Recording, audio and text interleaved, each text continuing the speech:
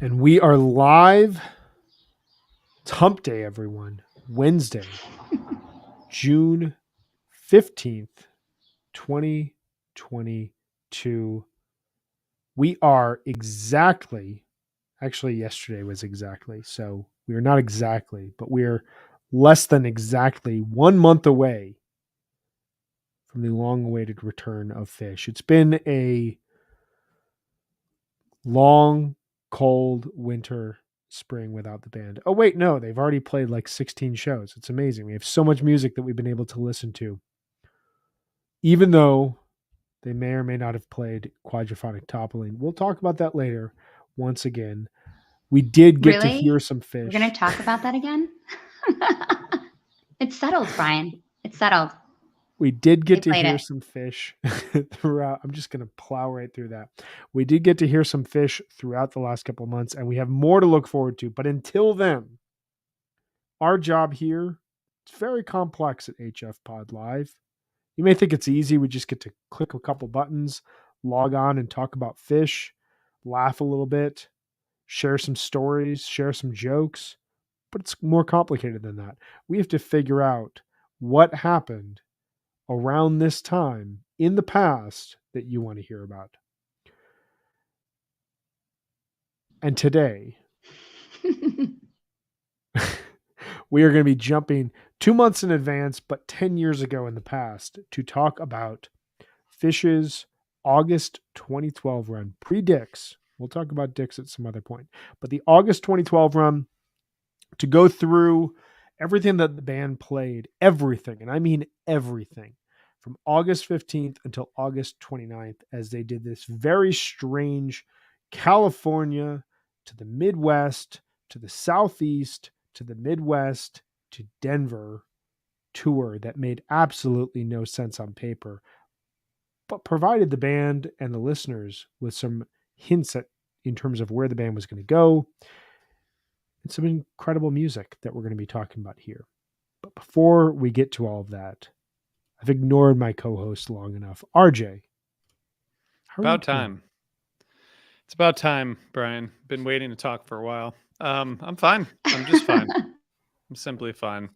I do want to say for people listening, you might we're going to be talking about this until July 18th when we have our event at the Ardmore Music Hall before the man shows. You might even hear an ad for that on this podcast if you're listening later. But I'm going to tell you anyway that we are doing a show at the Ardmore with 3 awesome guitarists and a great backing band. Tom Hamilton, Chris Forsyth, Daniel Donato. The backing band is great. We're going to interview them and they're going to play music. And anyone who's going to Fish at the Man should come hang out with us the night before. If you go to osirispod.com/Osiris Live, you can see all the details there. But I'm excited about that. So thanks for letting me mention it, Brian. Thank you for mentioning it. It's an exciting event. I am really excited for it to happen. I think it's going to be a great way to kick off the 2-night run at the Man. And those 3 guitarists are incredible guitarists, and having them jam on stage together is going to be an amazing experience. So we'll definitely be talking more about that in the weeks to come. Should be incredible stuff. Yes. Megan, it's been 3 minutes and 50 seconds since we started this podcast episode, and I haven't asked you yet. How are you doing? Unbelievable. I'm doing great. I'm still recovering. We had a little bit of a teachers gone wild moment on Monday night. School's out. It's just teachers this week. We went and did like a little event at a Mexican restaurant. Things got a little bit out of hand. We ended up at the Hollow Nickel here in Brooklyn. There were some pickleback shots. I didn't know about this. This is new to me, but things really got out of hand. Yeah, it's a whole thing. So it was an intense Monday night. So I'm still recovering, but it was a lot of fun. So I think I've been to that bar. I'm pretty sure you have? I think so. It's Is pretty it like a dive bar? Yeah. Yeah. It's really fun though. Yeah, there was a glass thrown while we were there at one of us by a man. Wow. There was a parent there. Well, maybe I should. Well, there was a parent there of one of the students we taught who was potentially on like a weird internet date. It was very, very fun night. That's so and great. there was dancing and revelry. It was great. Wow. Yeah. And then 2 days later, you're still recovering. Kind of. Yeah. Yeah. I understand. Yeah. It's a big Monday night for me. Yeah. It's not my Drinking usual. on a weeknight is a really fun thing. Yeah. It's It just like, is. It feels so naughty, but then the next day comes and it's not really that much fun. the next day comes and you're like, all those responsibilities that just like flittered away when I was in college. And I was like, I shouldn't be drinking on a Monday. And then you do, and you're like, oh my God, this is the greatest thing ever. You wake up the next day and you're like, I'm just not doing anything. You can't do that when you're No. older. It's not Mhm. allowed. Like, kids still need things, bills need to get Mhm. paid, work needs to get done. And none of it's like, oh yeah, cool, you're a little hungover, a lot hungover. Just Take the day. forget about Yeah. it. Take the day. Doesn't happen. Yeah. No. Well, we are not taking the day today either. And No. we would not have allowed you to have a sick day. There are no sick days for the Helping Friendly podcast live. So I appreciate you showing up. Unless you get COVID at MSG, then you might have to take a sick day. Right after that point. But that's like an on-the-job hazard. It's like, it's fine. We have workers' comp for that. But speaking of happy hours, I don't even know if you said happy hour, but speaking of happy hour, we should have more happy hour celebrations on this podcast. Yes, I mean, I you know? agree. Brian has Topo Chico. I know. Yeah. I mean, our pre-shows were like that. They were so fun. I know. A little loose. Maybe next week we should do that, Megan. You and I can do Let's it. do We it. can- Okay. Okay, fine. I'm All off right, work done. next week. I'm on board. I'm all HFPod all summer after this Friday. Wow. So I'm Wow. on board. I love it. The Wow. summer of the pod. Yeah. I think we're rebranding the pre-show hang to HF Pod Happy Hour. I like that. It makes a lot of sense. Yeah, it has a nice ring to it. Just gonna snap my fingers and all the graphics are gonna appear and everything is gonna be branded perfectly around HF Pod Happy Hour. We'll do that. That's a good call. I like Great it. idea, RJ. See, I know how to compliment my friends, my colleagues. I mean, Run up the chain there.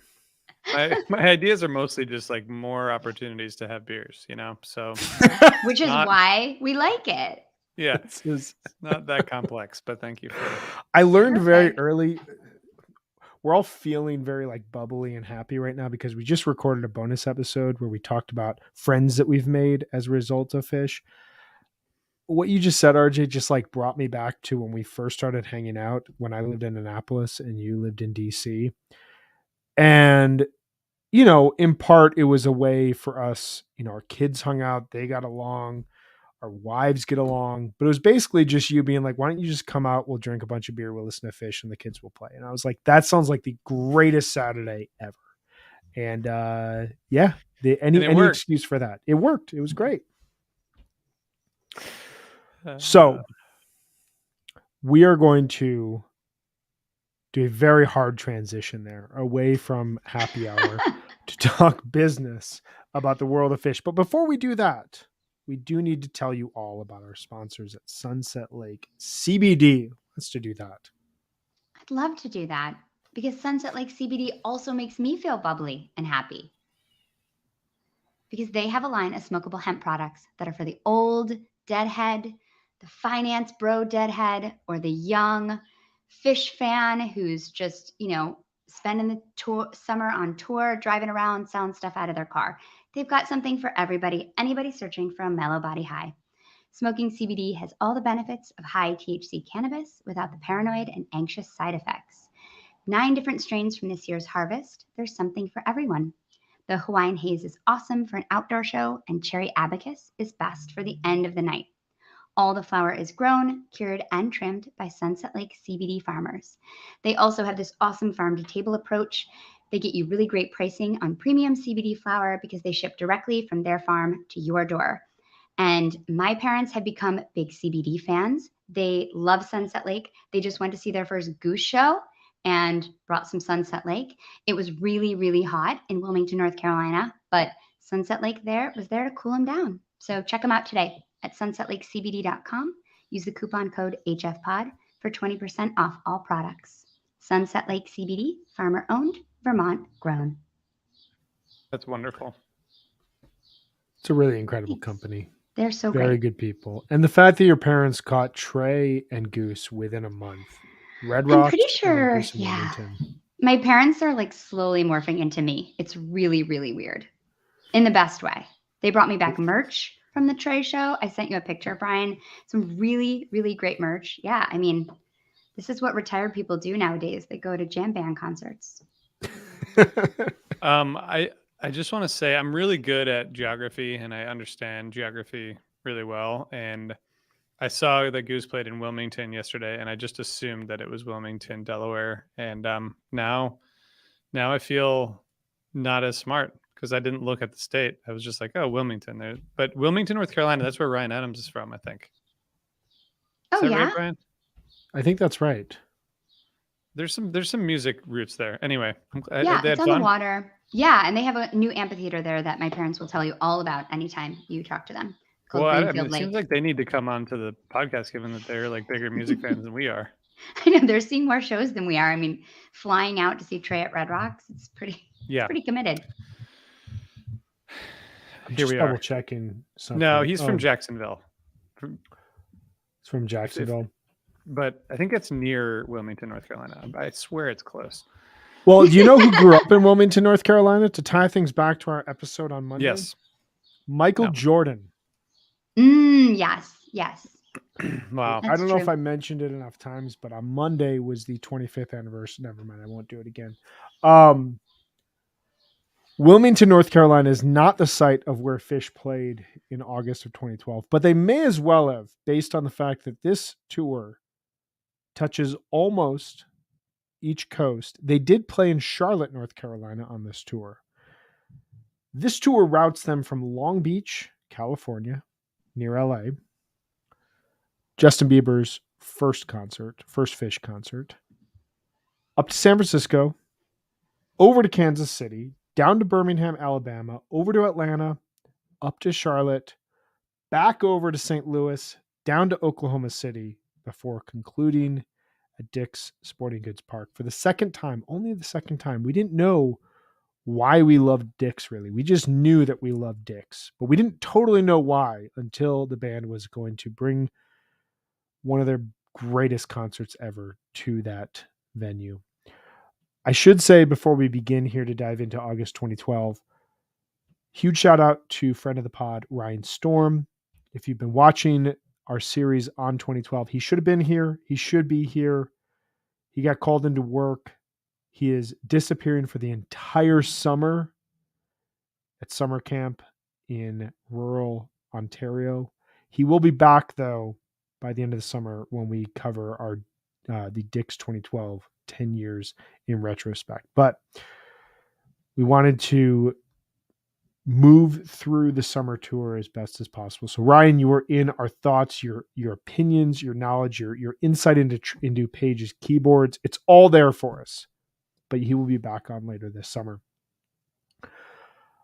RJ, I want to ask you, just generally speaking. So you started the Helping Friendly podcast in June of 2013.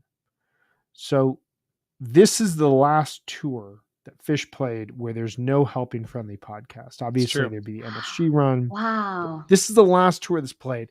I'm curious, at this point in time, did you have any thought that you wanted to do something like this? And if not, where were you as a Phish fan in August of 2012? Yeah, I don't think I had the idea of a podcast yet. Brad and I did not come up with that idea yet, but I do think the Baderfield shows. So I saw all three of those. It was kind of a weird year. 2012 was a weird year for us. A bunch of weird stuff happened. So I only got to see 3 AC shows and 2 MSG shows, but something, I think at one of the Baderfield shows, I was talking to some younger fans who we were talking about. It was like the last night after the Character Zero closer, and I think it was the first set closer. And anyway, there was like a conversation where I was like, I have like a lot of thoughts about this experience of seeing Phish, and wanted to kind of try to figure out how to express some of those and share them with people. So maybe there was some kind of seed planted there. But the AC shows were fun. It was such a weird place to walk over to, Baderfield, and it was really great. But those were the only summer shows I saw, and I don't know. It's a strange time to see fish. So I do think that the Dick's 2012 run reignited discussion of fish in a lot of places, like in a lot of different arenas. So I'm sure that was part of it. But I don't think we had the idea until like a week before we launched it. That's amazing. I really appreciate you ending with that. Yeah, that's so that good. says it all. Megan, where were you at in terms of fish in August of 2012? I seem to remember this was around either you were still in a kind of a hiatus from all of this, or you were just emerging back. Where were you at? Yeah, so I was living abroad then. So I was in London, and I would basically come home and see one show over the summer when I was home. So I saw a Jones Beach show this summer, and it was fairly uneventful. I just still wanted to see them when I could, but I was just really like in this different life, living abroad and with young kids, and just not at all focused on fish in the way that I would be later on.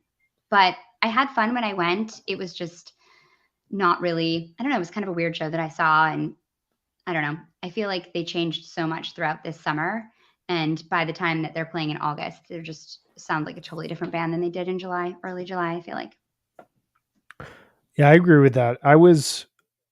This summer, I was coming up on the end of my time living in Portland, Oregon. My wife and I moved there in the fall of 2010 and didn't see the sun for 41 days. And by the end of the winter of 2011, we were like, I think this is not going to be the long-term place that we live. We'll hang out here for a little bit longer. We both were just kind of like working, nothing that we were like loving doing. I was cooking at the time, and I knew I wanted to get out of the restaurant industry at some point. And in June of 2012, I had my bachelor party, and my friends took me to see fish at Alpine. And I remember coming back from that trip and being like, I'm ready for something different. And my wife and I decided in July of 2012, let's sell everything that we own. And with whatever money we make, we will travel around the United States until we get to a point where we don't have a lot of money left. And then we will go back to South Korea and teach English. And we're going to save half, like one of our salaries, because you did like the financial situation over there was amazing in 2012. You could just bank money. It was incredible. And we're just going to live over there, and we're going to travel Asia, and then we'll come back. When we come back, we'll have everything figured out spiritually, emotionally, psychologically, and we'll be ready to start our lives, which really kind of worked out because we ended up settling in Maryland and surprisingly getting pregnant. And we were like, oh my God, okay, now we have to be ready. Whatever thing that we planned over the last 3 years has to happen now. But so this was kind of the start of a really big moment in my life. I was going to have like this last great youthful experience and really embrace the opportunity that we had to travel. And when the band came back in August 2012, I was starting working on a blog that I would write throughout 2013, which I think was the first way that RJ, we got connected. And I remember kind of similar to what you guys are saying, you could tell there was a lot of transition happening on stage and in the band's music. And it really comes out. We talked about this a lot in the June, July episodes, where you hear the band opening the song catalog and really exploring their past in a way that they hadn't allowed themselves to in the early years of 3.0, while also jamming in ways that they hadn't to that point, aside from like August 2011. And when they came back in mid-August 2012, I don't think anybody really knew what to expect. There wasn't a ton of media hype around it. Trey didn't really give any interviews the way that he did leading up to the June, July run. And they're playing this show in Long Beach. And I remember the show coming. It was the first day that we had left Portland, and I didn't know if I was going to be able to like watch it or listen to it, and caught a stream like 5 minutes before it started. And it was a really good show. It just like, it didn't feel like anybody was paying attention. And so to kind of kick this whole thing off, I wanted to look at this run, this larger run in segments. First and foremost, Long Beach, August 15th. The defining factor of this show is the rock and roll to kick off set 2, notably not called rock and roll into Long Beach Jam. It was just identified as rock and roll, which was very, very cool at the time because it just like, it gave live fish the signifier that like fish played a long jam. and like they were owning the long jam. I don't know. There was something amazing about that. But this show really seemed to showcase the band turning the gears, turning a corner towards deep, deep improvisation. What were your guys' thoughts on this show and this rock and roll in particular? The show is a fantastic set list, and you can hear them listening to each other. I think the jams just have a lot of ideas in them, especially rock and roll and also Ghost. I feel like there's just so much grand piano in a lot of these jams, which really stood out to me, especially now because like they play so much synths that it's really cool to hear when Paige is playing so much on the piano during jams. There's just a lot of interplay. I heard a lot between Trey and Paige. And the whole second set, I think, is just awesome. I also love when they were starting second sets with rock and roll. I think of it now as more of like a set closer, like an encore. And it's like so cool that they just come out with this song. I just feel like when you yell, her life was saved by rock and roll, it's so like contemplative. And so I love it at the end of a set 'cause it just makes you kind of feel like, yeah, that's why we're here for what we just had. But what an awesome rock and roll. It's beautiful. This is a great, I thought the show's awesome. It really stands out.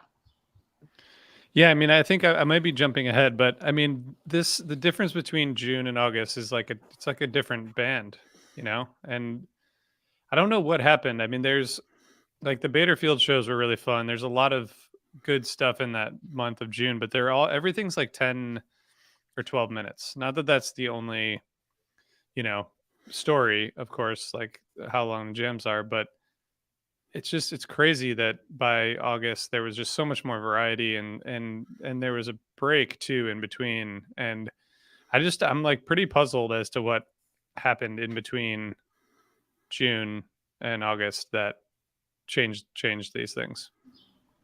I mean, What do do you you guys think think? it's like a product of them playing so many of their different songs that they were like rehearsing a lot, and also they were having a lot of fun on this tour? I mean, I think that like especially in the middle of the tour, they were joking around a lot, and I don't know, I feel like whenever they're in that space and they feel safe like that and they're having fun, maybe that's what kind of led to, better improv and more exploratory playing. Yeah, I mean, I've always thought of this summer. I really enjoyed this entire summer tour. I agree with you. It's wild to look at these set lists on paper as we're going to get into. There's like 12 or 15 songs in every single set. And even in the second sets where there are jams, once they run out of the initial idea, they move into a different song. And it's a very different listening experience than what we get now. You think about like 4 shows opening spring tour with an extended jam. That was never happening now. There was always going to be, it was always about the song being played the way that it was. But if you think about Fish in the 4 years leading up to 2012, 2009 is this, it's defined by the album Joy and the sentiment around like, hey, we can do this again. There's a renewal aspect to Fish. There's a very pure joy aspect to seeing Fish at that point, that it wasn't the best Fish that you've ever heard, but it was just so great to have them back. 2010, I think specifically about the fall where they start to kind of chop their songs up in really weird ways. And there's really cool segues in that tour. And that tour, has them going through the Northeast in like college basketball stadiums and minor league hockey arenas. 2011, you have the Storage Jam, and you have this like moment of kind of risk taking that the band hadn't fully allowed themselves to do. In 2012, I think to your point, Meg, they've opened the song catalog. There's a lot of jokes that we talked about throughout June and July of 2012. Like the tucking joke is everywhere. And then you get into August, and it's almost the first moment in 3.0 where Fish has nothing left to prove. Like they've kind of Mm. rediscovered and walked down these paths before. And so what do they do? Like now you like kind of look inward at your songs and say, well, what can we explore within these? And that to me was where you get this rock and roll. It's not the longest jam, I don't think, of 3.0 at this point in time, but it's one of the longest jams. And anytime they crossed 20 minutes, it was a pretty significant moment. And Yeah. it just kind of showcases like the technology is working for the band. They're just communicating. They seem to be stress free in a lot of cases at this point in time. Yeah, that makes sense. I mean, there's like a 5-week period between SPAC and this Yeah. show, and this is also this is the opener. This is a show tour opener, So to have them be already performing like this, and there was no like tab tour in between. There wasn't like, it's not like there was something you could point to, but something definitely changed. I guess maybe it started working better toward the end of the first leg of that run, the Jones Beach and Spec shows. But it's pretty wild. But yeah, that makes sense. That's a good explanation. It's wild to me to think about like 2 weeks from now, they're going to play the Fuck Your Face show. And are they planning, like, we know that the year prior they play the S show at Dick's. There wasn't a lot of rumors, as I recall at the time, around are they going to spell something? Is it going to be another theme? I kind of went into that Friday night show thinking it was just going to be a show. And it wasn't until the end of the first, well, somewhere midway through the first set where you could tell that they were spelling something, but what? Who knows? But are they thinking about that right now? And is that why they're testing out the jamming waters? Who knows? Like that's the only explanation I could have for like, that's why they decided to kick off this tour with a pretty massive jam. But, it's interesting. Well, I guess one last thought about Long Beach is they haven't gone back to that stadium. By all accounts, it is a rundown, amazing place to see Fish. Now they play the Forum, which I love. I love the Forum, but everyone I've heard who went to the Long Beach show raved about the arena because it was just like as rundown and archaic as you could possibly get, but like somehow it just felt right for Fish. They played a lot of indoor venues that summer. There were a lot of like they played Worcester at the beginning. They played, I mean, they played at like Blossom and Riverbend and Deer Creek and stuff, but they're Alpine and others. But there's like Bill Graham, there was the Starlight in Kansas City. There's this one in Long Beach. It's interesting. Chevette's Arena in St. Louis as well. Right. Yeah. Anyway, I don't know what happened, but anyway, this rock and roll is awesome. Back to your original question. Really is. So they move up the coast then to San Francisco. We get an LA, San Francisco travelogue rivalry between the two. The year that the Giants were going to win their second title. This is the first run. It's hard to believe this is the first run at Bill Graham Civic Auditorium. They would go on to play 2013, 2014, 2016, and 2018, and they have unfortunately not returned to Bill Graham. RJ and I saw a show at the Chase Center last October. I don't know if the band will return there. It was a very nice sounding arena and the amenities inside. Obviously, there were some issues with that overall show. But I've never been to Bill Graham. Everything I've ever heard from anyone who's been to Bill Graham, including you, RJ, is it's like one of the best indoor places to see the band. And here they are playing 3 nights at a venue that I think has like, it's like a 5,500 capacity, something crazy like that. Yeah. I mean, it's like a big club, basically. I mean, it's crazy. It's a crazy place. Really amazing place to see Fish. One of my favorite places to see them for sure. I hope they go back. It's really, I think it's like 8,000 maybe, but it's small. I mean, it feels smaller than it is, and it's GA, and it's just awesome. It's just a great place to see Fish, and they feel it too. I think it's like one of the most special places to see them. Like the crowd and the band and everyone just, I think, appreciates the intimacy of it, but it's also got like a nice historic, feel to it. And I would say that those like shows that they play there are almost always great. I really want to go back and see them in San Francisco. It's been so long, and that was one of the reasons I went to college out west, was to see the Grateful Dead play in California. Unfortunately, it was 1995, but I did get to see Rat Dog at the Warfield and the Fillmore. But yeah, I just think there's something special about seeing these bands out west in California. Yeah. As someone who considered going to the University of Vermont just for the off chance of seeing Fish in Vermont, I feel your sentiment. It. Yeah. That was my number 3 choice. I love that. So Bill Graham, they play 3 nights here. The first 2 nights, I would say, just like kind of plainly they're up and down affairs. There are some highlights.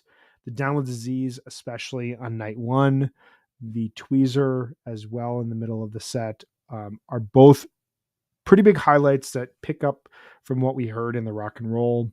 On night 2, there's an outstanding version of Simple that sounds like the band is kind of looking weeks, months, if not years ahead of time. It's just very patient. It's a really gorgeous ambient jam. To me, this run, though, is all about night 3, August 19th, 2012. A show that I would encourage anyone to listen to in full. If you have any doubts, questions, or considerations about 2012 Fish, this show, beyond the immediate highlights, should just assuage all of those. Like, it's an incredible set list. The playing is outstanding right from the jump. It flows really well. This was a dinner and a movie show that the band played towards the end of August 2020. It held up years later at that point in time. And this is, to me, when I think back to 2012 Fish and the excitement that was brewing around Fish leading up to Dick's, it shows like this, where I have very vivid memories of being online, listening to this show as it was being played live, and hearing a sentiment within the fan base that was not just, oh God, thank God they're back. Thank God they can play this well again. But it was, there's something different that nobody was expecting that is possible in the future for Fish. And as we know, going back, like if you're thinking of yourself on August 19th, 2012, the next 5 years are going to see the Fuck Your Face show, Wingsuit, fall 2013, all of summer 2015, Magna Ball, the Baker's Dozen. Like, there's so much to come that is not even being considered or expected at this point in Fish's history in early 3.0. And this show just, like, it signifies that shift in a lot of cases. What are your guys' thoughts on this show? I mean, Yeah, go ahead, RJ. I'll go after you. You just said it. I mean, you summarized it well. I mean, the light from this show is just really pretty amazing. I think light was like the star of 2012 in a lot of ways. Even though it had been around for a few years, it would just kind of picked up steam, and yeah, that set is great. Yeah, I don't know. They just became a totally different band. So I don't know. I don't have anything to add besides what you said. I mean, it does feel like a turn toward the future. Yeah, I think this whole second set is just a monster. I mean, the first set has some really good moments too. Back on the Train is awesome. Just a really cool, interesting little jam. But this whole second set, I mean, this is the first time they jam out Cross-Eyed and Painless for a while. I think it's over 16 minutes. It's really pretty jam. And the light is just incredible. I mean, Paige is like going between the piano and the organ, and it's really, really cool. There's so many different tones and textures, really great rhythmically too. And it ends in this just like incredible rock and roll peak. It's just so good. Someone on fish.net called it a pants wetting mother of a jam. And I felt like that was pretty accurate. I feel like that's pretty good. And just to end, it's just like ends really like soulfully and richly in Sneakin' Sally, which is just like one of my all-time favorite covers. And this is an incredible version. It's just settled in, groovy. Again, the piano is a real standout. Mike sounds incredible, and an absolutely beautiful theme too. This set is incredible. Yeah, the textures you mentioned, I think that's what was missing from the June shows. Like there wasn't a lot of variety in sort of how they were jamming, and then somehow it just kind of picked up. And this sounds like a lot of that stuff that you're describing. It sounds like modern Fish, like what we would hear. Yeah. Something happened. We need to find out what happened in those 5 weeks. Something happened. Do you think they had like a meeting and they were like, guys, it's time to turn up the volume on the jams? Or do you think that probably not? I mean, I've always wondered how conscious they were of that, because there is a clear mix, and this is right around the time where it happens. There's a clear mixing pot of we're going to pare back the amount of songs we're playing in a show, and we're going to increase the length of the jams. And whether or not that was subconscious or not, that does start to lead toward what is a more celebrated period of 3.0, and what I would argue is some of the strongest playing of their overall career. You know, you think about a year from this moment, Fishwolf played the Tahoe Tweezer just a few weeks prior, and late July 2013. They'll have played this Harry Hood that goes 25 minutes that is barely mentioned because there were so many other great jams. The fall 2013 tour seems like a natural stepping stone to me from August 2012. What happens on that tour? They play like 5-6 song second sets and play great jams like the Hampton Tweezer and the Drowned from Worcester and the Reading Disease and many others I'm not listing right now. This segment you guys are talking about, the Cross-Eyed Light, Sally, Cross-Eyed, I think it's the strongest segment of music that they would play until Dick's 2012 at this point in 3.0, which I realize is just 2 weeks away, but like it took them so long to get to this point where they could play basically 40 minutes of uninterrupted music that incorporates songs, but also feels like one fluid jam segment. And this felt like a throwback to the late 1990s. And it just felt like a band that was in full command of themselves and whatever they wanted to do.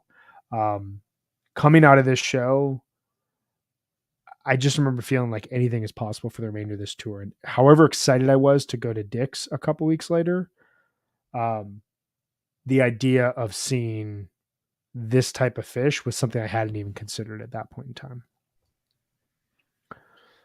I just on the Cross-Eyed. So this was, as Megan noted, I think there were, at least according to the Fishnet jam charts, of course, there were many from 96 through 99 and a few in 03, but I think there were only 2 other versions on the jam chart from 3.0.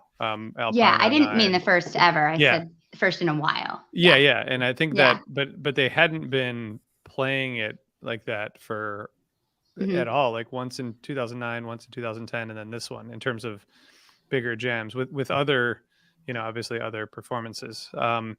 So something like clicked with this that hadn't been working, because they had played it a lot. I was at a show at MSG in 2011, I think, and it opened the second set, one of the New Year's Run versions, and just like didn't really go anywhere. I mean, that's sort of how a lot of those 2011 shows went, which is just sort of it's just interesting when they find something that works, and then sometimes it works, sometimes it doesn't. But that was a really cool way to start that set. Yeah, and this, like, you're right, this leads to, I'm just looking at the jam charts, like basically every version through 2014 is on the jam charts at this point in time, because it just was like, it was a go-to jam vehicle at this point, which was awesome to see. Moving ahead to Kansas City on August 22nd. They took 3 days off, and they do this run now from August 22nd through August 26th, where they play 3 shows in 4 nights, 1 in the middle of the country, which they will return to the middle of the country a week later, but then 3 shows in the Southeast. I kind of want to look at these all together because these feel similar to me, because this kind of feels in a sense like a step back, but it also, what you're talking about, RJ, like what is happening within the band dynamics at this point in time, it feels like one thing is winning out, which will happen in St. Louis, which is kind of, to me, the next great show of this tour. But, you've got to get there through stepping stones. And this show has a lot of songs. It has the second Skin It Back in 1,400 shows, or however many it had been between the 1980s and the performance at Jones Beach. It has a really solid tweezer, nothing crazy, but just a very solid, beautiful tweezer that goes into Piper. It also has Fishman mocking Todd Aiken, which, man, I think 10 years back to the Culture Wars, and I think about just like pieces of shit like Todd Aiken and Power, and thinking to myself like, this is the worst it gets. And this is what makes me feel terrible about the world right now, is I'm like, no, it's going to get way worse. It's actually going to get way worse than this, but fuck Todd Aiken. I don't know. What else do you guys have to say about this show? Yeah, fuck that guy. They played twice here in 2012. Or sorry, once in 2012, once in 2015. And it's Yeah. actually a theater where they do real theater, outdoor theater.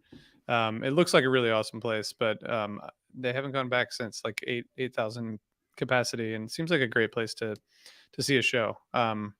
Maybe we should go there if they play there again. But the I'm gonna do Stash it. is fantastic. You've been there? Good barbecue Do in it. Kansas City. Yeah. Is it a good Mm. venue? I've not been to the venue, but I'm into going next time. Oh, I see. To going to Kansas City. Great. Yeah, we're Sure. on board. Let's do it. Let's do it. I think this Stash is the highlight of this, and it's both like, there's the kind of key change in Stash which happens sometimes, but it's also just like a Mhm. really good kind of, they go between that and like the traditional kind of tension release, and it's a good, that's good, that's fun. That's Kansas City, right? Am I talking about the right show? You're Yeah, talking about the you're right right. show. Okay, Yeah, good. it's in the Thank first God. set. It's amazing. There's like a battle like- between good and evil. Yeah, exactly. Yeah, It's yeah. really There's cool. like Trey does some incredible soloing. It's a great Stash. That's kind of the highlight for me too. Yeah. To back up your facts about the stadium, friend of the pod, the Incredible Perp says my Wow. friend just performed there, performed in the play Oklahoma there. It's a Okay. sweet venue, small. Oh, cool. So you're That's right. awesome. There is live theater there. Mm-hmm. That Stash was live theater also. That's my point. It was, Second and I would definitely drive across Kansas to go see a show at this venue again, if they play there again. I don't think that Bonner Springs is. I think it still exists, but I don't think that they're not playing there anymore when they go through Kansas City. But yeah, this would be a really cool place to see Fish.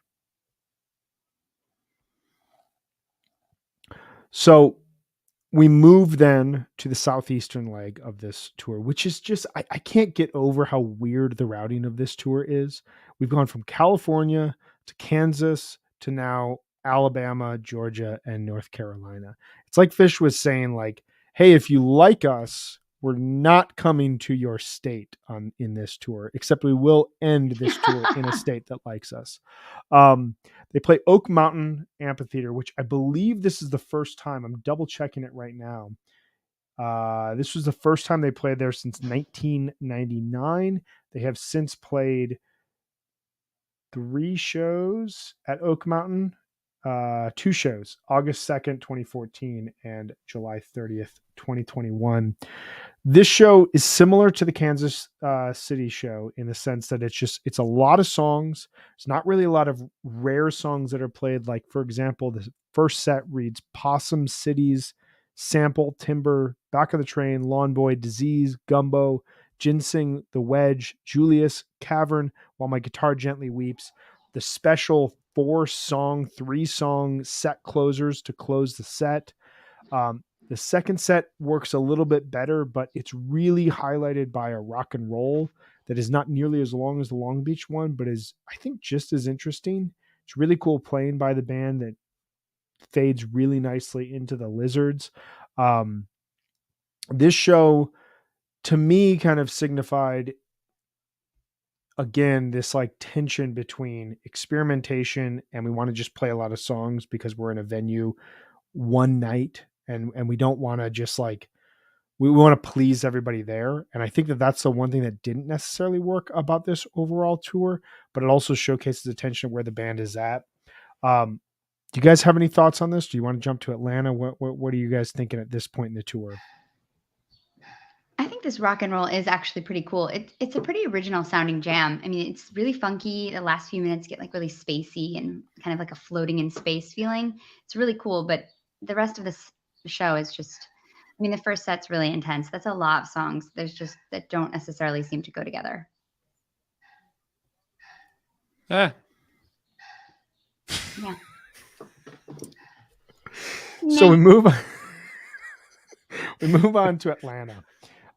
Fish played 2 runs in Atlanta the previous 2 years, 2010 and 2011 in Alpharetta, and they shocked the world when they announced that they were going back to Aaron's Amphitheater at Lakewood which they hadn't played since 2000. Did they really shock the world? In my perspective, They shocked Brian's world. They shocked Brian's world. It's like, what, Everyone- are you serious? Lakewood? Everyone who lives in or has been to Atlanta like just talks about how like Lakewood is the only place to see fish. And then I've been to Alpharetta and it's great. I don't know, but It's supposed to be really nice. yeah. Anyway, sorry, Brian. It shocked the world, like you said. Shocked the world. This Shocked. show happened on my wedding day. I got married on August 25th, 2012. So I was not streaming this show, even though my wife is a fish fan. She was like, you realize we're not webcasting at our wedding, right? It was a conversation that came up. I just love that she had to that. say that to you. It's awesome. I was like, it could be on in the background. What's the Yeah. problem? Yeah. Just have people Fine. hang out and watch. First set, very similar to the last two shows. Second set, though, this is where I hear a lot of like really unique changes. This set list does not work on paper, but when you play this set as a complete piece, to me, you start to hear them picking up the pieces that we heard at the Long Beach Rock and Roll, the third quarter at Bill Graham 819, the rock and roll from the previous night. Kill Devil Falls moves beyond its initial space. Golden Age is really groovy. The Light, as RJ said, it's the star of this overall year. It's the star of this show in a lot of cases. But really the moment that clicks this show for me and makes it very important is the Choctaw Torture. It's only 11 minutes, but we're going to hear Choctaw Torture 3 times in the next 5 shows. And each version is going to get successively more interesting, more nuanced, more expansive. And this, to me, I mean, this is a really important moment. Who knows, again, are they thinking about doing the Fuck Your Face show? Are they figuring out what songs they're going to play at that show? Because you got to wonder, if they know that they want to spell this out, they have to start figuring out the set list to say what can't be played at these shows so that we can play it again here. Who knows, again? I don't know. But this Choctaw Torture goes out into deep space, ends up in What's the Use, and really showcases, for the first time since summer 2010, that Choctaw Torture has legs as a jam vehicle. What did you guys think about this set? That's crazy. Yeah, that's a good point. And then it becomes the, one of the biggest jam vehicles of all. Still is. It's about to change completely. Yeah, that's crazy. Yeah, I mean, this show's like, I think the Fishnet rating is like 3.3. It's like some of the reviews are like, it was fine. But I like what you're pointing to, which is like the actual kind of, transitions that are happening as you listen. It's cool. I mean, I think I don't listen to this show ever. So going back to the highlights is cool. And I like that. I mean, Into What's the Use is just, that's, when executed right, it's just amazing. And they hadn't really been playing it that much. I think they only played it one other time in 2012, and then not again until Dick's 2014, which is crazy. So this is clearly like an intentional move into What's the Use after a jam like that. The maze is really good in the first set too. I think that's like there's like a really intense maze. I was surprised this Kill Devil Falls isn't on the jam charts. It's kind of weird. No. I mean, it's definitely a jam. There's a really jazzy feeling to it. There's like all these repeating phrases. It's just, there's a couple of moments in this jams and this tour that have a real jazzy feeling, which is really cool. And this Choctaw, the build of tension is so great. And then just collapsing into What's the Use is like my favorite. It's a good little bit. There's some really good music in the second set, especially. The jazzy nature is really interesting because if you listen to these shows, whereas you hear now Fish that is, I don't want to say this in a critical way, but like they're very reliant on their tools and their toys. Mm-hmm. Paige is going to move to the synthesizers. Trey's going to move to the synth pedal. Fishman with his, effects pad that like is kind of a joke, but also kind of adds to like the weird nature of their jams. The interesting thing about 2012 is that there's not really a lot of there's not a lot of toys that they're playing with. Like Trey has this really good tone that he's figured out, but there's just a lot of really good interplay between the 4 members. And it reminds me almost of what we'll hear the following fall. I keep referencing that tour, but like there's a lot of really good jams from fall 2013 that never touch. It seems like they never touch an effect pedal in any sort of way. And Paige rides the Baby Grand a lot. And it just sounds like a band that is just very tight, very locked in, very connected. And that I think lends itself to the jazzy nature you're talking about, where there's just like a lot of interplay and communication, regardless of like needing effects to move the jam or the sounds forward. Yeah, I agree. It really stands out. Really does. They move on then to the final show of the weekend. It's Friday, Saturday, Sunday through the Southeast. The Verizon Wireless Amphitheater in Charlotte, where a year prior, 6/17/2011, was one of those big shows from that tour. It's a really fun show to go back and listen to. There's an excellent Foreman's Mockingbird in set 1. There's an Iculus in set 2. Really good Ghost that picked up the themes of the Holy Ghost from New Year's 2010. I think a lot of people had, maybe it was just me, who knows? A lot of people had expectations going into this show. I'm just reading the fish.net notes of it. It's really funny I remember when I was listening to it, but it's funny to like see fish.net document this.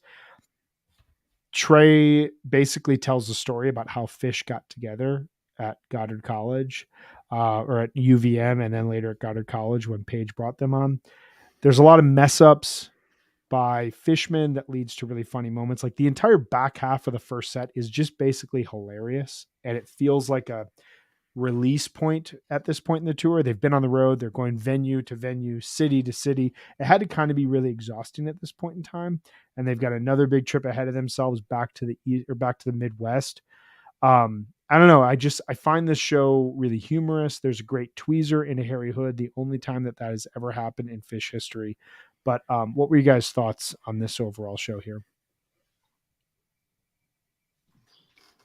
The tweezer is really pretty. Lots of repeating phrases and just a really nice tweezer. And this is a beautiful McGrupp too. The composed section is great. And Paige's piano solo is just fantastic.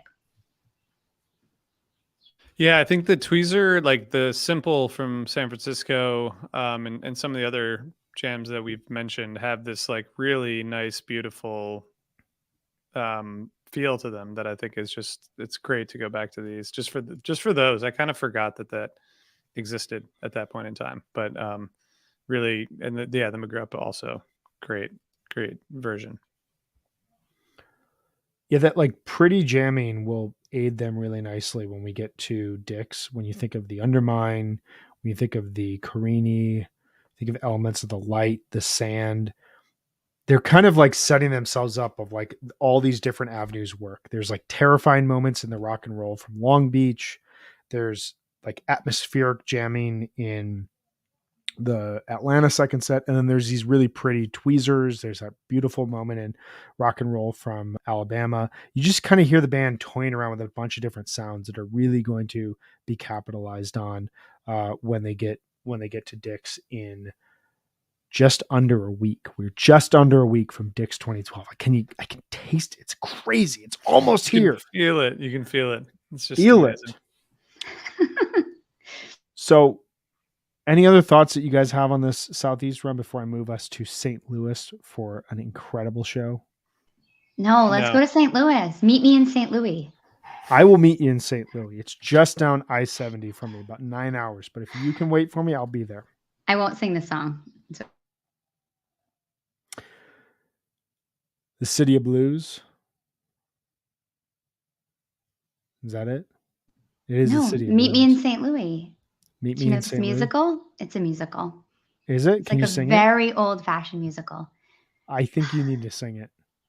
It's like, so won't you meet me in St. Louis, Louis, meet me at the fair. It's like that. I love this. That was pretty good. We just lost all of our listeners. Everybody was like, and goodbye. That was really good. You sang that really, really well. Yeah. Thank you. Putting yourself out there like that. So Fish said to the audience, meet me in St. Louis. And the audience said, no, it's a Tuesday night. I'm probably not going to be there.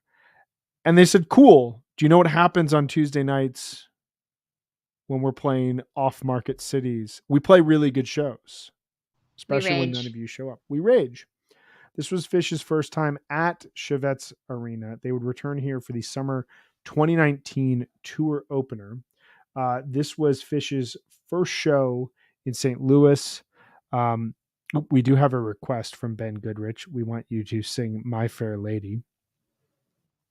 Oh my God, Ben, I might know that whole soundtrack. So sorry, I'm not going to do it, but I definitely know all of it. If people upvote this, we will have Megan musical corner in every episode going forward. If Shayna Premium says she can episode. do it. Premium episode. You got to pay for that shit. Yeah. If I'm dusting out the old chops, people are going to have to cough up. Yeah. I've got my brain is spinning right now with how to utilize this. This is excellent. Fish played St. Louis in 2009 at the Fox Theater, a show that was heavily hyped. Maybe just for me. Who knows? I don't know. Maybe I was just the only person hyping these shows. But the Fox was a tiny little theater, and they didn't play the greatest show. And I remember vividly being online for that night. But before that, it was all the way back on 11/15/1996 when they played the M Show. But this show, this to me is where it all comes together again. So we've had this great show in Long Beach. We have this great night to close out Bill Graham Civic Auditorium's run. And then we have kind of these shows that have moments of brilliance and moments of just like, are we just forcing songs? Are we just trying to get through a set list right now? What's happening? But like there was enough to carry you through. This show features a ton of rarities in set one, incredible playing throughout, a ton of like surprise moments. You know, Ocelot dropping into Reba felt really shocking in the moment. It's a great version of Reba. The curtain does not have a with. That goes into Peaches, which goes into Mound. We get the Sloth. We get Quinn, the Eskimo, closing set one. It's just a really cool first set that, like, I don't know how much it would hold up now if it were played, but at the moment that this show happened, it felt like they were returning to the best parts of the June-July run by playing a bunch of rarities, throwing them into this really fun set that just, it had a lot of pep to it. But the second set, my God, the second set, this is fluid. This is jammy. This is filled with surprise songs in surprising places. And this is where we hear the band previewing Dix in a lot of ways. I don't know if it's intentional. I'm going to step back from that. But it's definitely where we hear Fish just kind of showcase what they can do when they're kind of walking that tightrope. Without diving too deep into it yet, Megan, what are your thoughts on this overall second set and this show in general? Oh my God, the second set's so good. Listening back to this, I was like, wow, maybe I should be listening to more 2012 Fish. This is an awesome set. I mean, they just kick it off with this sick chalk dust. It's totally exploratory, has this like weightless feeling to it.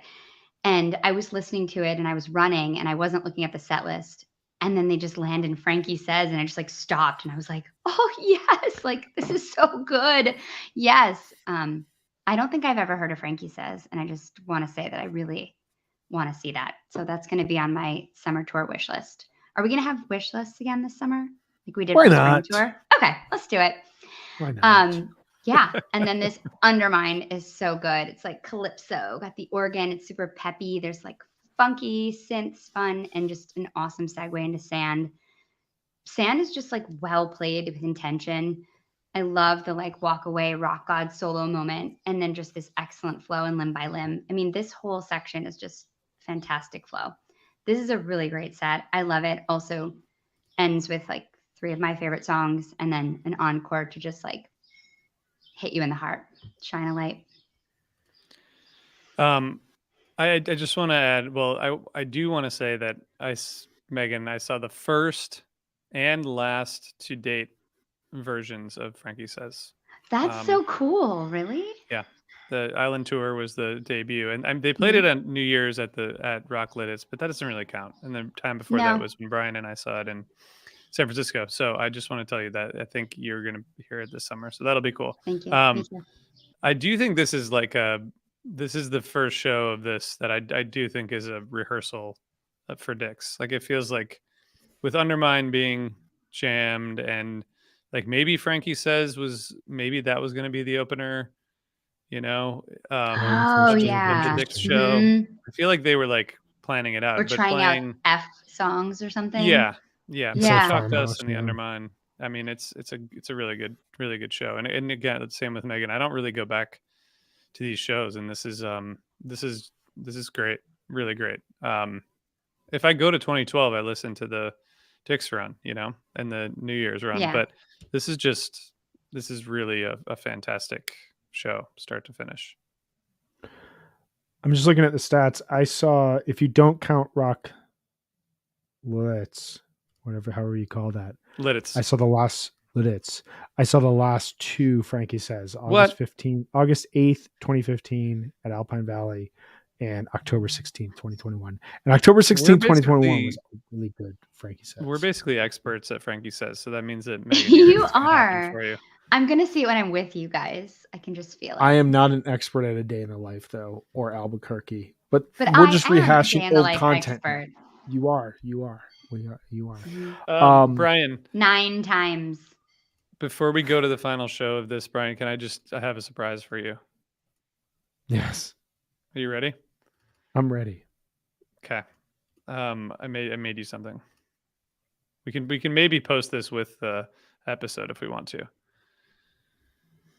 This is the routing of the tour. Oh my God. Brian, does this make you so happy to see this like laid out like this? RJ, this is very cool. Start here, right, in Long Beach. Actually, you probably can't see my cursor, but maybe that doesn't matter. Start off in Long Beach. You can follow the tour as it goes, but it's pretty wild, especially at that point after they go through Charlotte and St. Louis coming back. Then they cross the path that they were last on in the middle of Kansas, so wherever weird. those two highways meet. But it's definitely like a pretty insane trip. I just wonder, like, these guys are 5,214 miles. It would take 78 hours to drive that path by car. You keep this map up really quick because I want to point something out. But I'm curious, like when they got presented with these tour dates, which one of the band members was like, so are we sleeping in a bus for like 2 days? Are we flying? Like, what's happening? Like, because like this is just insanity. Yeah. I'm guessing Mike. I was going to say Paige. Yeah. I just get a sense that Paige helps to plan the tour at this point in time. Yeah, that's true. Yeah, probably. Well, they don't do a lot of driving themselves, obviously, but to get from, Oak Mountain to Atlanta and then to Charlotte and then to St. Louis, like that's a shitload of driving. I think like they're probably on the buses the whole time, right? I don't think that there was like an opportunity for them to fly. No, I'm thinking maybe San Francisco to Kansas City, but like the trucks are driving across the country twice. It's incredible. Yeah. Wow. Yeah. So keep this up, because where I was at the time of this show, if you look at the state of Wyoming, I don't know if you can zoom in at all, but you see, this is getting so high tech. I'm so impressed. I know where Wyoming is, though. You know where Wyoming is. Yeah. So you see like the yellow interstate of Wyoming. Yes. Yep. So if you go to the left of that, there's like that big open circle. It's like a giant valley. It is the Wind River Valley. Okay. And my wife and I were camping there on August 28th, just north of that like circular. Yep. Right. Oh yeah, there. I see. Yep. The Wind River Canyon we drove through to Thermopolis, Wyoming. It's one of the coolest drives I've ever done in my entire life. But the Wind River Valley, we were camping there on August 28th, and we watched this like crazy storm just like rise up from the west and just like come over our heads, drop some much needed rain, and then leave. And the sunset was incredible that night. And we found this patchy stream from August 28th, and we were listening to it by the lake while we had a fire going. Wow, And that's magical. we were on our way to Denver, and we were like, could you imagine if Fish played a show like this weekend? Like, this is like the greatest option for a show. Little did we know that we were about to see the Fuck Your Face show. But to your point, RJ and Megan, I think both of you made this. Like, I think that this is when they're testing out what songs are going to work and just saying, like, what happens if we play a set list that doesn't feel like it will necessarily flow together, but like we have to get from one song to another via jam. And it feels like a trial in that sense, where you get the fluidity from Chalk Dust to Frankie Says to Undermine to Sand to Walk Away. And then Limb by Limb feels like the break, but instead of a break, it goes into its own separate jam, and it just like shocks the way that you hear this overall show. It's also crazy that 4 songs are played on this night: Ocelot, Choctaw Torture, Undermine, and You Enjoy Myself, that will be played 2 nights later at Dick's. Yeah. So they're clearly like testing out what is working here. I thought you were going to say that you were trying to figure out if you could go from here and drive here and try to intercept the buses on the way. There's But no- that was the way. That was the There's way out. no road there. There's no road through central no road there. Wyoming. I mean, there are back highways, but there's nothing that goes directly to 80. It's a desolate. Thank you for place. that story. For the people listening tomorrow, you're gonna have to, maybe we can put this this beautiful work of art in the show notes. Send it over to me. It's a good one. Okay, I will. We close this run with a show that I've listened to one time and I have not listened to again, and I don't intend to listen to again because it's not a very good show. It's one of those shows that my friend and I like to joke about this.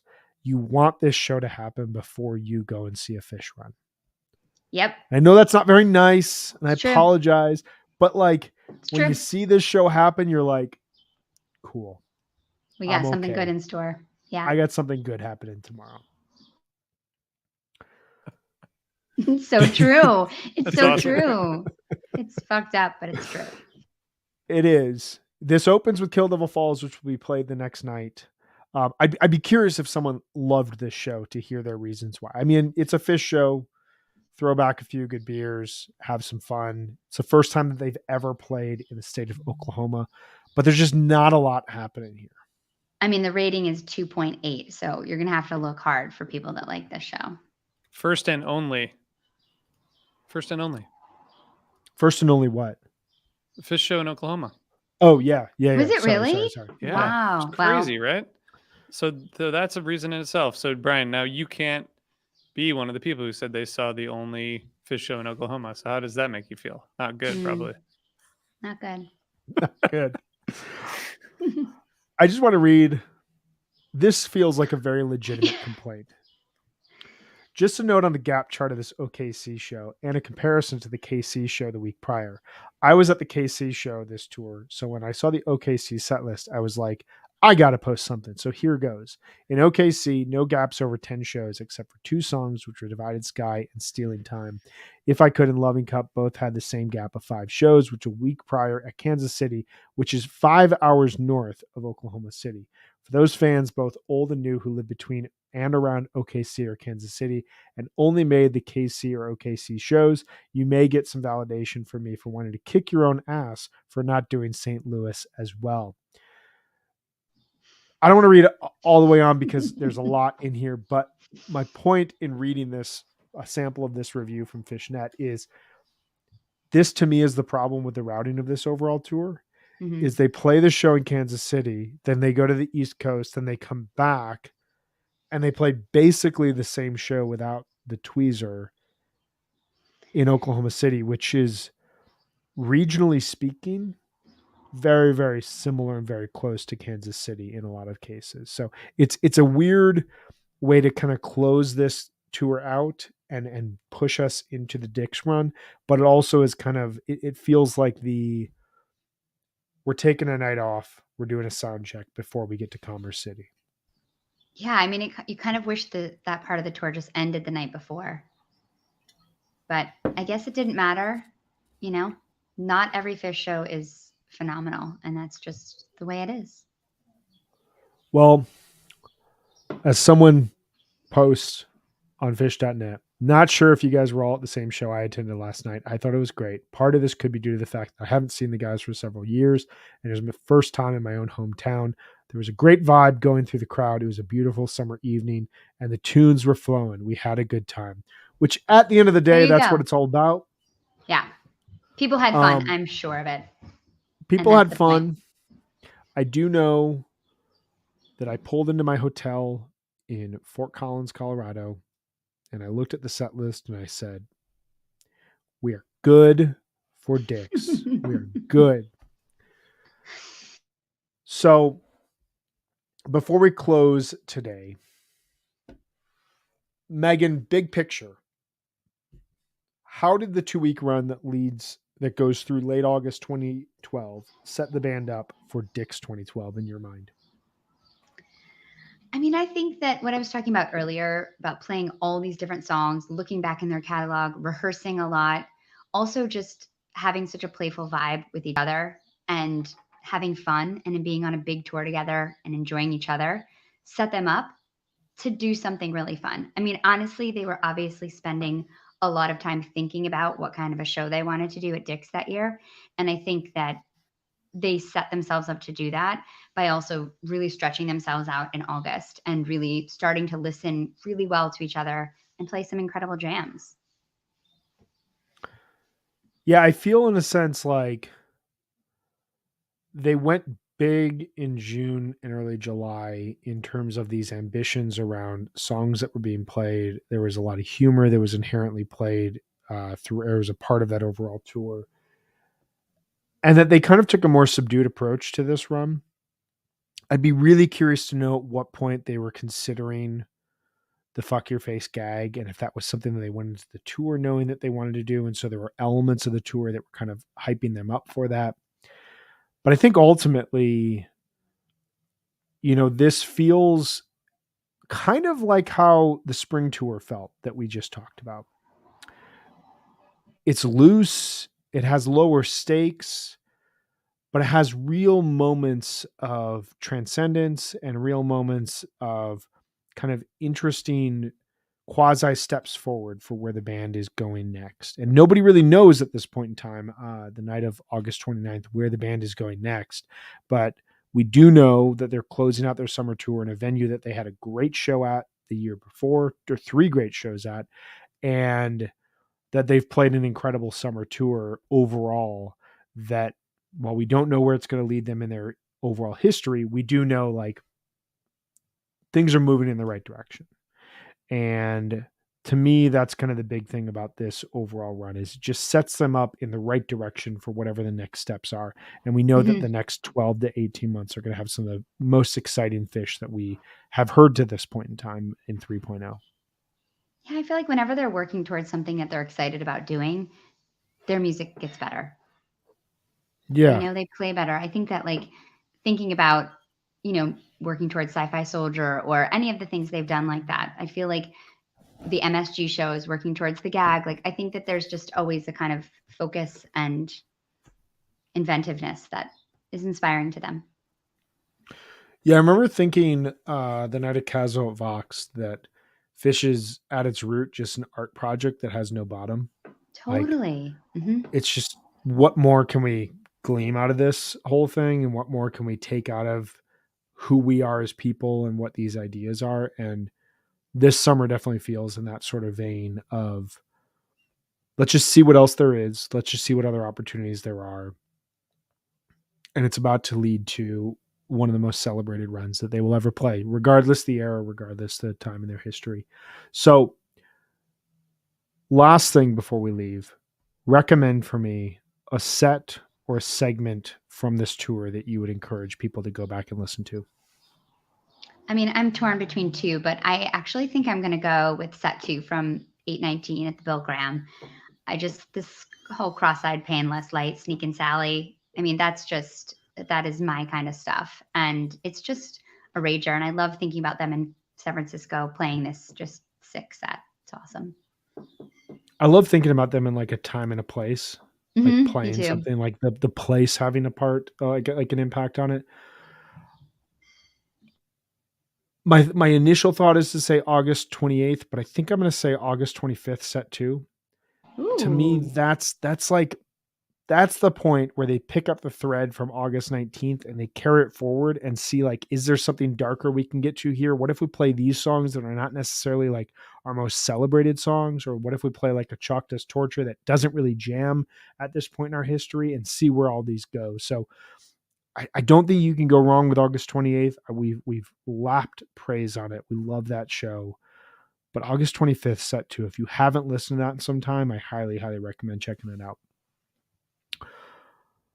So we will be back next week. Monday, June 20th. We have a show that I am so excited to dive into. 2004 Fish. It's 2004 Fish. We are going to talk about SPAC 2004, one of my favorite runs of all time. I listen to it every year on its anniversary, but now I'm going to listen to it a couple days early. It's one of those runs that I can't help myself. I have to listen to on its anniversary. And so I cannot wait to dive into this 2.0, 2004, no less, shows that we are going to dive into. I'm really, really stoked. We'll be back here Monday, June 20th at 4:30 p.m. Eastern to do so.